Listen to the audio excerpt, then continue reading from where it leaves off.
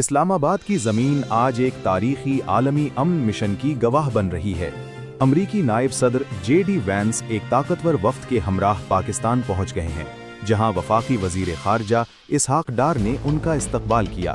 نائب صدر کا یہ دورہ ایک ایسے وقت میں ہو رہا ہے جب ایرانی وفد پہلے ہی اسلام آباد میں موجود ہے، اور اب دونوں ممالک پاکستان کی ثالثی میں مذاکرات کی میز پر بیٹھنے کے لیے تیار ہیں۔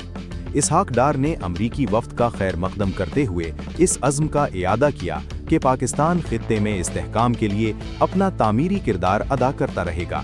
امریکی نائب صدر نے بھی دیر پا امن کے حصول کے لیے امریکی عزم کا اظہار کیا ہے۔ ماہرین اسے پاکستان کی دہائیوں پر محیط سفارتکاری کی سب سے بڑی کامیابی قرار دے رہے ہیں، جہاں دنیا کی دو بڑی مخالف قوتیں اسلام آباد میں ایک نئے مستقبل کا نقشہ ترتیب دیں گی۔